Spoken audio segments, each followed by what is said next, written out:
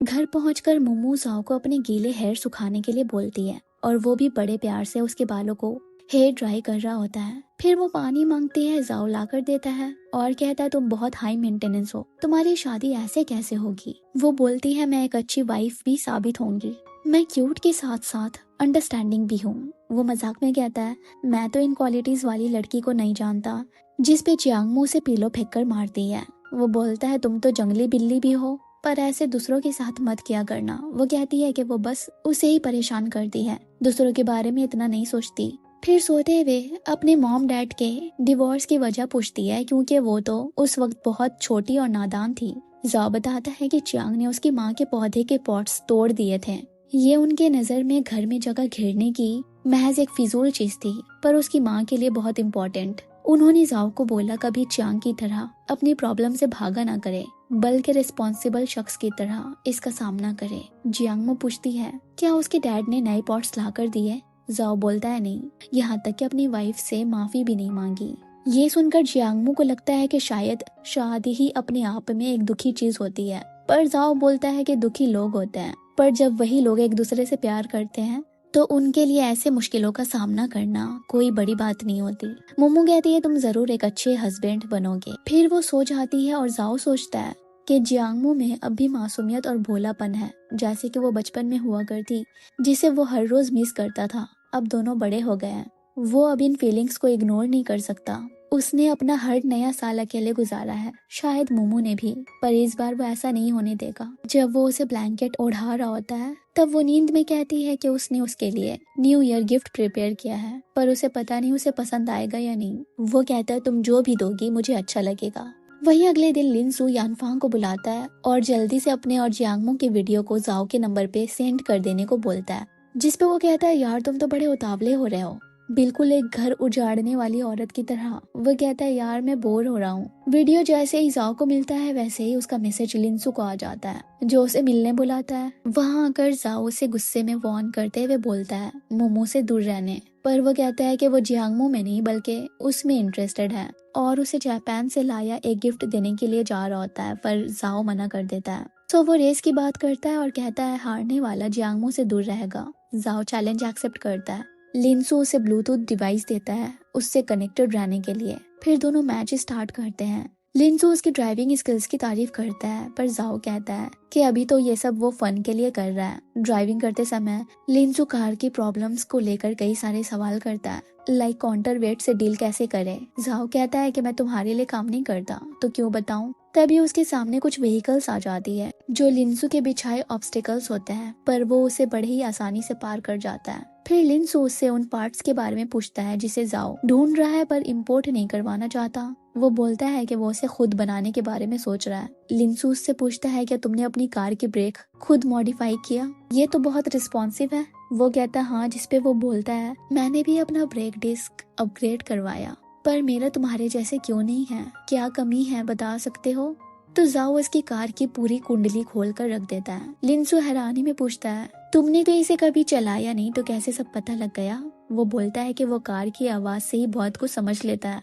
लिनसू के सवाल बंद नहीं हो रहे होते हैं। वो पूछता है उस रात रेसिंग ट्रैक पे तुम्हारा हेडलाइट्स ऑफ क्यों था, रेसिंग के साथ साथ फाइटिंग करने की वजह क्या है। वो ड्रंक आदमी जो रेस्टोरेंट में होता है वो कौन है। वो जवाब देने के मूड में नहीं होता है, सो उसे खुद को फॉलो करने को कहता है और बहुत सारी गाड़ियों वाले रूट ले आता है जहाँ बड़े बड़े ट्रक्स चल रहे होते हैं और वो स्पीड में उन्हें ओवरटेक करके दूसरी तरफ चला जाता है, वो भी बहुत कम मार्जिन से। जिसपे लिनसू उस पे गुस्सा करते हुए बोलता है ये कोई रेसिंग ट्रैक नहीं है, खुद की और दूसरों की सेफ्टी की जरा फिक्र नहीं। वो कहता है सॉरी, फ्लो में ओवर हो गया। लिनसू उसे ऑफर देता है अपने साथ फ्रांस चलकर उसकी रेसिंग टीम ज्वाइन करके एक मैच में साथ देने का, पर जाओ बोलता है कि उसके हाथ में एक काम है जिसे खत्म करने के बाद वो रेसिंग छोड़ देगा। वही नाना चैरिटी इवेंट पे गाना गा रही होती है। जियांगमो भी आई होती है। जब नाना उसे अगली परफॉर्मेंस करने को बोलती है तो वो कहती है कि ये सॉन्ग वो जाओ के लिए सिंग करने वाली है, उसके बिना कैसे गाएगी। तभी वो आ जाता है और जियांगमो उसे देखकर गाने लगती है, जो एक्चुअली में एक लव सॉन्ग होता है, मोर लाइक अ कन्फेशन। फिर दोनों बीच साइड आते हैं। मोमो उसे कहती है कि उसे यहाँ के न्यू ईयर फेस्टिवल को उसके साथ मनाना है, जो मेला और नाच गानों से भरे होते हैं। जाओ उसे न्यू ईयर गिफ्ट में क्या चाहिए पूछता है और कहता है कि वो उसे चांद का टुकड़ा तो नहीं दे सकता, पर बाकी सब लाकर जरूर दे सकता है। वो कहती है कि उसे चांद की जरूरत ही नहीं, क्योंकि वो खुद एक चांद है, जैसे कि उसके नाम का मतलब मून होता है। फिर जोर जोर से भागते हुए विश मांगती है कि उसने जिसके लिए गाना गाया उसे उसका प्यार समझ में आए और वो उसे अपने दिल में बसाए। पर जाओ को कुछ सुनाई नहीं दे रहा होता तेज लहरों की आवाज से। फिर दोनों वहाँ बैठ जाते हैं। मोमो रेत में कुछ लिख रही होती है और जाओ से कहती है कि वो टूटते तारे का वेट कर रही है, क्योंकि उसे देखकर जो भी मांगी जाती है वो पूरी हो जाती है। लेकिन जब कुछ देर बाद शूटिंग स्टार नजर आता है तब वो सो जाती है। सो जाओ विश मांगता है कि वो और जियांगमू कभी अलग ना हो। फिर हम देखते हैं मोमो ने रेत में एम लव सेट लिखा होता है। अगले दिन इंस्टीट्यूट में पानकाई जियांगमू से कहता है, क्या तुम जांगफान को जानती हो? वो लड़का जो तुम्हारे बगल में उस दिन खड़ा था जब तुम मुझे पीछे छोड़कर आगे बढ़ गई, वो लड़का बिल्कुल भी अच्छा नहीं है। तुम्हें उससे दूर रहना चाहिए। वो पिछले 3 सालों से यहाँ पढ़ रहा है, पर हमेशा गुंडागर्दी और आवारापंती करते दिखता है। ये सब सुनकर वो कहती है कि उसे उससे मिलना है। सो पानकाई जांगफान को क्लास के बाहर बुलाता है। जियांगमू उससे पूछती है कि उसने जिनजाओ को जो बैग दिया उसमें आखिर था क्या। वो बोलता है कि उसका भाई जाओ की क्लोज है और बैग में कार के स्ट्रक्चर की ब्लूप्रिंट थी जो उसके भाई ने जाओ को देने के लिए कहा था। वो जब उसके भाई के बारे में पूछती है तो जांगफान बताता है कि वो ऑटोमोटिव इंजीनियर है, एक कार फैक्ट्री में काम करता है। वो इतने सारे सवाल से अनॉय होकर चला जाता है और जियांगमू फिर पानकाई से तोची के बारे में पूछती है, पर वो कुछ बता नहीं पाता। मोमो जब गैरेज वापस आती है तो जाओ को बताती है कि उसे पता है जांगफान ने ये ब्लूप्रिंट उसे दिया। वो पूछता है तुम उसे कैसे जानती हो? वो बोलती है कि वो उसके स्कूल में है। अगले दिन पानकाई जियांगमू को बताता है उसने कुछ बास्केटबॉल खेल रहे लड़कों को तोची के बारे में बात करते सुना। उन्होंने बोला कि ये पिछले साल का सीनियर था, उसका खुद का रेसिंग टीम हुआ करता और इलीगल स्ट्रीट रेस में हिस्सा लेता। सब उसे तोची इसलिए बोला करते क्योंकि वो बहुत फास्ट था। लेकिन फिर उसके कार को जब्त कर लिया गया और वो कॉलेज एंट्रेंस एग्जाम के कुछ महीने पहले ही गायब हो गया, फिर कभी नजर नहीं आया। उसके ग्रेड्स भी बहुत अच्छे थे। क्लास के दौरान मोमो जाओ को मैसेज करके बोलती है कि वो घर आने का रास्ता भूल गई, कौन से बस स्टॉप पे उतरना है उसे याद नहीं आ रहा, और इनडायरेक्टली उसे लेने आने को कहती है, पर वो बोलता है कि वो बिजी है। फिर वो अपने वाटर बॉटल की फोटो भेजती है और पानकाई उसके पीछे खड़ा देख रहा होता है। जब जाओ उस लड़के के रिफ्लेक्शन बॉटल में देखता है तो सारा काम छोड़कर उसे लेने आ जाता है और चिपकू पानकाई को जियांगमू से दूर रहने को बोलता है। अगले सीन में वान चिंग जियांगमू से मिलने आई होती है और उसे प्राइवेट में बात करने के लिए एक जगह लेकर आती है और बोलती है कि उसे पता नहीं था जिनजाओ को उस जैसी लड़की पसंद है। फिर बताती है कि वो उसे अपने डैड के गैरेज में मिली। पहली बार देखा तो वो काम में बहुत फोकस्ड था। उसके फेस को देखा तो उसे लव एट फर्स्ट साइट हो गया। फिर वो किसी न किसी बहाने से वहाँ आती रहती, सिर्फ उसे देखने और उसके साथ टाइम स्पेंड करने के लिए। वो बाकियों से अलग था, हमेशा उसके लॉकर्स में बुक्स रहा करते। उसे उसकी हैंडराइटिंग बहुत सुंदर लगती। गैरेज के मैकेनिक्स क्लाइंट्स के पुराने कार्स को खरीद कर उसे रिपेयर करके सेल करते। जब जाओ ने ये देखा तो उसने जिन से पैसे उधार लेकर कार खरीदा, उसे रिपेयर किया और सेल करने लगा। बायर्स उससे तरह तरह की मॉडिफिकेशन करवाते। वो दिमाग लगाकर पार्ट्स को बनाया करता, दिन रात इसी काम में लगा रहता और बायर्स इसके अच्छे खासे पैसे दिया करते, जो वो अपनी बहन की हार्ट सर्जरी में यूज करता था। फिर सब ठीक होने के बाद उसने ये सब छोड़कर अपने कॉलेज एंट्रेंस पे फोकस करना चाहा। वो दुखी हुई ये सोचकर कि वो उसे कभी नहीं देख पाएगी, लेकिन उसने किसी कारण एंट्रेंस एग्जाम नहीं दिया। जियांगमू पूछती है ऐसा क्यों किया उसने। वो बताती है कि एक बायर का कार जिसे जाओ ने मॉडिफाई किया था वो आउट ऑफ कंट्रोल हो गया। ड्राइवर बच तो गया लेकिन उसका एक टांग चला गया। कार इन्वेस्टिगेट हुई तो उसके कंट्रोल से बाहर जाने का ब्लेम इलीगल मॉडिफिकेशन पे आया और जिनजाओ को प्रॉब्लम हुई। विक्टिम के फैमिली वालों ने उस पे मुकदमा चलाया। जिन हर किसी से पैसे मांगा करता जाओ को बचाने और विक्टिम की फैमिली को कंपनसेट करने के लिए। यहाँ तक कि वांगचिन ने अपना नया स्पोर्ट्स कार बेच दिया, पर जाओ ने पैसे लेने से मना कर दिया। फिर उसके बाद उसका दोस्त सानलाई ने अपना रेस्टोरेंट बेचकर विक्टिम की फैमिली से सेटलमेंट किया। उसके बाद से जाओ का स्कूल जाना बंद हो गया। वो फिर से वानजी ऑटो शॉप में दिन रात काम करने लगा। वानचिन के डैड इम्प्रेस हुए और उसे इंचार्ज बना दिया, पर उसके बाद जाओ को सीनियर मैकेनिक्स की घपलेबाजी का पता लगा। वो लोग नए पार्ट्स को पुराने पार्ट्स से बदल देते और नए को सेल करके जो पैसे मिलते उससे अल्कोहल पीते। ये सब के लिए जाओ को फंसाया गया। जब पता लगा इसके पीछे वान दा योंग है, तब उसके डैड ने अपने ऑटो शॉप के नाम को खराब होने से बचाने के लिए सारा इल्जाम जाओ पे लगने दिया और सबसे इस मामले में अपना मुंह बंद कर लेने को कहा। जाओ को जब इन सब के बारे में मालूम पड़ा तब उसने वानजी गैरेज को छोड़ दिया। वानजिंग जाओ की स्टोरी सुनाकर रो रही होती है और जियांगमू भी। दोनों इसी गम में बहुत ड्रिंक कर लेते हैं। तभी जाओ आता है। जियांगमू को ऐसे ड्रंक देखकर वांगचिन पे गुस्सा करता है। वो नशे में बोलती है, ये सब मेरे डैड की गलती है, तुम जितनी मर्जी मुझ पे उनका गुस्सा निकाल सकते हो। जाओ उसकी बात को इग्नोर करता हुआ जियांगमू को उठाता है। वो उसे कहती है कि वो कभी भी उसे अकेले नहीं छोड़ेगी। उसे ले जाने के बाद हेजांग आता है वांगचिन को लेने, पर वो उसे अपने साथ ड्रिंक करने को मजबूर कर देती है। वहीं जाओ जियांगमू को सोबर करने की ड्रिंक देता है। वो कहती है, वांगचिन चाहे जितनी भी अच्छी हो तुम उसे लाइक नहीं कर सकते। वो इस बात की तरफ भी इशारा करती है कि वो अब छोटी बच्ची नहीं रही, बड़ी हो गई है। जाओ दिन सनलाइट के पास आता है और वो बताता है कि वांगचिन हेजांग के साथ गैरेज आई थी, पर उसने सब संभाल लिया और यहाँ लेकर आया, और कहता है कि वो नशे में बोल रही थी कि उसने जियांगमू को तुम्हारे और वांजी गैरेज के बारे में सब बता दिया। फिर वो जियांगमू की तारीफें करने लग जाता है कि वो टॉल और ब्यूटीफुल है, स्मार्ट और क्विक लर्नर है। हाँ, कभी कभी ड्रामेटिक हो जाती है पर फिर भी बहुत अच्छी है। जाओ से पूछता है, तुम्हारे गर्लफ्रेंड के लिए कैसी रहेगी? वो बोलता है उसने इस बारे में नहीं सोचा, जिसपे वो उसे सोचने के लिए कहता है और बोलता है अगर कोई लड़की है जो तुम्हारे दिल में जगह बना सकती है तो वो सिर्फ जियांगमू है। वो मन में कहता है कि उसे इसकी जरूरत नहीं, क्योंकि वो हमेशा से वहीं पे है। दूसरी तरफ हेजांग गुस्से में पंचिंग बैग में मार रहा होता है, क्योंकि वांगचिन ने ड्रिंक करते वक्त उसे जाओ समझकर कहा कि वो उसे बहुत पसंद करती है, तो फिर वो उसे लाइक क्यों नहीं करता। हेजांग को ये सुनकर दर्द होता है, क्योंकि हमेशा से वो वांगचिन को पसंद करता है। वही मी जुआन और चियांग न्यू ईयर मनाने शिंग को लेकर जुआन के घर जा रहे हैं। जियांगमू नहीं जाने वाली उनके साथ, इसलिए मी जुआन उसके लिए रेड एनवेलप में बहुत सारे पैसे रखती है और अगले दिन जाने से पहले ये उसे देती है। मोमो भी एक रेड एनवेलप शिन को देती है। उनके जाने के बाद वो जाओ के गैरेज आती है। बारिश हो रही होती है और गैरेज भी बंद था, तो सनलाई के पेट शॉप आती है जहाँ पे जाओ और बाकी सब बैठे खा पी रहे थे। सनलाई उसे देखकर ज्वाइन करने को बुलाता है। जाओ पूछता है अपने डैड के साथ न्यू ईयर मनाने के बजाय यहाँ क्या कर रही हो। वह कहती है कि वो नया साल उसके साथ सेलिब्रेट करना चाहती है। वो दिन उसके गीले बालों को पोंछता है और पूछता है ठंड लग रही है क्या। वो कहती है हाथ बर्फ हो रहा है। सो वो उसके हैंड को अपने जैकेट के पॉकेट के अंदर रखता है और जियांगमू को किचन मिल जाता है। वो उस पे अपने नाम की मीनिंग देख लेती है और उसका चेहरा खुशी से चमक उठता है और जाओ अपने राज खुलने पे थोड़ा एम्बैरेस होता है। जियांगमू जाओ को अपने लिए सोडा लाने को कहती है और सनलाई को स्माइल करते हुए किचन दिखाती है। वो भी दोनों के लिए बहुत खुश नजर आता है। तभी जिन वान दायोंग की चीटिंग की बात उठाता है, जब उसने रेसिंग ट्रैक पे पानी फेंकवाया था। सनलाई उसे जियांगमू के सामने रेसिंग की बात करने से रोकता है, लेकिन जाओ कहता है मोमो सब जानती है, पिछली बार उसकी नेविगेटर रह चुकी है।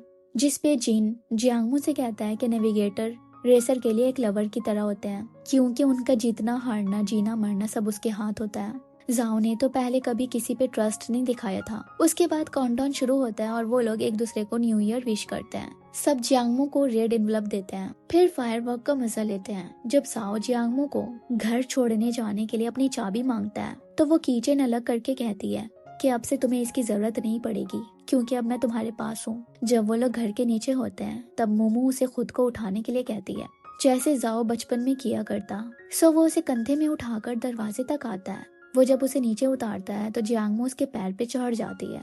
जाओ उसके पर्स से चाबी निकालता है, फिर अंदर लाकर स्लीपर देता है। तब जाकर वो नीचे उतरती है, फिर जल्दी से कमरे में चली जाती है, क्योंकि इतने क्लोजनेस से उसका हार्ट बहुत तेजी से बीट कर रहा था। फिर जब साओ जाने लगता है तो उसे रोक कर कहानी सुनाने को कहती है, ठीक जैसे छोटे में वो न्यू ईयर पे सुनाया करता। अगले दिन जिनजाओ उसका घर के नीचे वेट कर रहा होता है और वो तैयार होकर आती है और कार की कीज मांगकर खुद ड्राइव करती है और बीच साइड आकर जाओ को गिफ्ट देती है, अपने ड्रिफ्टिंग से हार्ट बनाकर। वो भी रिटर्न गिफ्ट के तौर पे उसके हार्ट के पास दूसरा हार्ट बनाता है और बीच में एरो भी। फिर दोनों मेले में आते हैं, सनलाई भी आ पहुंचता है। तीनों अपनी अपनी विश लिखकर पेड़ पे बांध देते हैं। जियांगमू की विश बस जाओ के साथ जुड़ी होती है। देन सनलाई को सामान लेने उनसे अलग हो जाता है और जियांगमू और जाओ लाइन डांस देखने आ जाते हैं। भीड़ ज्यादा होने की वजह से वो उसका हाथ पकड़ लेती है। जब दोनों परफॉर्मेंस देख रहे थे तब जियांगमू उसके कान में कुछ कहने जा रही होती है, तभी किसी के धक्का लगने से उसके लिप्स जाओ के गालों पे आ जाते हैं और हो जाती है चिक पे किस। वो तो एम्बैरेस होती है, पर जाओ बड़े मजे में मुस्कुराते हुए नजर आता है। वापस आते वक्त उनका टकराना वान शेंग चिंग और वान जी गैरेज के एम्प्लॉइज से हो जाती है। वान उसे साथ ज्वाइन करने को कहते हैं पर वो मना कर देता है, जिसपे वो उसे अपना दामाद बनाने की बात करने लगते हैं। पर वो जियांगमू का हाथ पकड़कर अपना जवाब सुना देता है। वान शेंग गुस्से में अपने आदमियों को उस पे हमला करने को बोलते हैं। तभी ट्रक पे चढ़ा सनलाई मेगाफोन लेकर उन्हें जाओ को अकेले छोड़ देने को कहता है। इसी को लेकर वान शेंग और उसमें थोड़ी बहस भी हो जाती है। तभी कुछ टूरिस्ट वहाँ पे आते हैं पिक्चर्स लेने के लिए, किसी को ढूंढ रहे होते हैं। जियांगमू जाओ को अपने साथ ले आती है और कहती है कि ये खींच देगा। ये सब देख रही वांग चिन अपने डैड से यहाँ से चलने को कहती है। सनलाई भी उतरकर सबके साथ पिक्चर खिंचवाने लगता है। फिर जब जाओ जियांगमू को घर तक ले आता है तब नोटिस करता है मोमो जाओ को छोड़कर जाने में हेजिटेट कर रही होती है। तो उसके अंदर जाने के बाद जाओ से कहता है तुमने सिर्फ उसका हाथ क्यों पकड़ा। वो बोलता है ताकि वो ओवरथिंक ना कर ले। वो कहता है अरे तुम्हें क्या मालूम वो क्या सोच रही है, तुम ऐसे ही सब लड़कियों को रिजेक्ट करने लगे तो कर्मा बहुत जल्द तुम्हें हिट करेगा। वहीं वांग चिन पंचिंग बैग में अपना गुस्सा निकाल रही होती है। हेजांग देखता है कि उसके हाथ पे खून है तो उसे बोलता है कि उस पे सारा भड़ास निकाले। सो वो उसे मार मार कर अपना पूरा गुस्सा निकाल लेती है। जब शांत होती है तो वो उसकी पट्टी करता है। अगले दिन वो जाओ के पास आता है और कहता है वान चिंग तुम्हें बहुत लाइक करती है, अगर तुम उसकी फीलिंग्स की कदर नहीं कर सकते तो उससे दूर ही रहना, आज तुम्हारी वजह से वो इतनी तकलीफ में है। वो बोलता है तुम्हारी वांग चिन को लेकर फीलिंग्स तुम्हारी प्रॉब्लम है मेरी नहीं, जिस पे हिजांग उसे मारने लगता है। जाओ भी नहीं छोड़ता और उसे कहता है कि उसके पास कोई है जिसे उसे प्रोटेक्ट करना है। सो उसे यहाँ दोबारा आने से मना करता है। फिर हम घर पे जियांगमू को देखते हैं जो अभी अभी उठी होती है, बाल पूरे बिखरे हुए। जब वो अपने कमरे के बाहर आती है और जाओ को देखती है तो जल्दी से अंदर जाती है और अपना हुलिया सही करके वापस आती है। सब बैठकर नाश्ता करते हैं। फिर हम जाओ को सीढ़ियों पे बैठे स्मोक करता हुआ पाते हैं। ये देखकर जियांगमू उससे सिगरेट छीनकर पीने जाती है पर वो उसके हाथ से वापस ले लेता है। वो बोलती है कि सारी लड़कियां जो रेसिंग करती है वो स्मोक तो करती है, वांचिंग भी तो करती है। वो कहता है कि तुम उनसे अलग हो। वो पूछती है वो कैसे, क्या मैं उनसे ज्यादा सुंदर हूँ। पर वो स्माइल करता हुआ बिना जवाब दिए जा रहा होता है, लेकिन वो बताने के लिए जोर देती है।